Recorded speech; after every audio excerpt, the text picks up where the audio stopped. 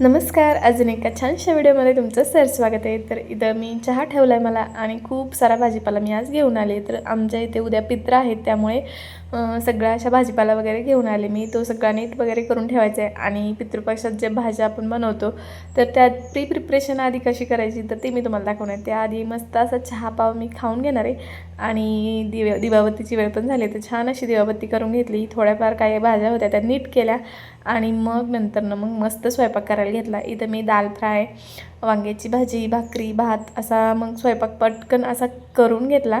आणि नंतर अजून मग भाज्या थोड्या राहिलेल्या ज्या नीट व्यवस्थित करून ठेवायच्या होत्या. पुढे मी दाखवेनच तुम्हाला की कोणत्या भाज्या नीट केल्या, कोणत्या कोणत्या भाज्या असतात आमच्या इकडे पितृपक्षात. तर आता माझ्या सगळ्या भाज्या वगैरे नीट करून झाल्यात.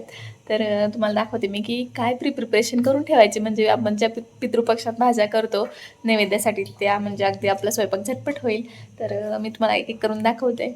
आणि वाटण पण कोणतं काढून ठेवते, काय ठेवते ते पण मी म्हणजे दाखवते तुम्हाला.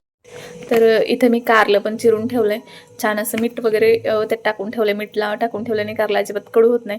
तर ते टाकून ठेवलं आहे. मेथीची भाजी नीट करून ठेवली आहे आणि भेंडी पण मी कट करून ठेवली.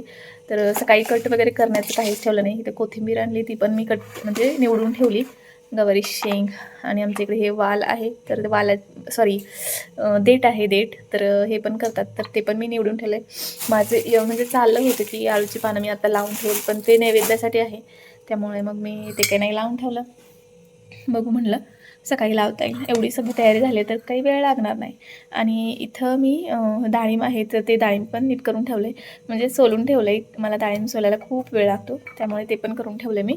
आणि वाटण काय काढायचं, तर वाटण इथं मी आलं, लसूण, हिरव्या मिरच्या आणि यात मी कोथिंबीर पण टाकणार आहे. हे वाटण मी ऑलमोस्ट या सगळ्या भाज्यांना वापरणार आहे. म्हणजे जे आपण थापी वडी करतो तर त्यात पण मी हे वाटण टाकणार आहे. मी कढी करते त्यात पण मी हे वाटण टाकणार आहे. आळूची पानं लावणार आहे मी, त्यात पण वाटण टाकणार आहे. ऑलमोस्ट सगळ्या भाज्यांना फक्त हे वाटण एक टाकून भाजी करायची. खूप छान भाजी टेस्ट लागतात. आणि आलं, लसूण आणि कोथिंबीर आणि लसूण टाकल्यामुळे तर त्याला वेगळीच चव येते. तर सगळेजण काय करतात, फक्त लसूण आणि ही हिरवी मिरची वाटून भाज्या टाकतात. तर असं नाही करतात, थोडंसं आलं आणि थोडीशी कोथिंबीर त्या वाटणात टाकायची. त्याने भाज्यांना खरंच खूप वेगळी टेस्ट येते आणि त्या भाज्या छानही लागतात. आणि असं कारलं जर मीठ लावून वगैरे संध्याकाळीच ठेवलं तर तेही कडू वगैरे होत नाही. आणि त्या जे आपण वाटण टाकतो त्याने कारलं पण खूप टेस्टी लागतं. तर नक्की असं म्हणजे ट्राय करून बघा, तुम्हाला सगळं सोपं जाईल स्वयंपाक करणं.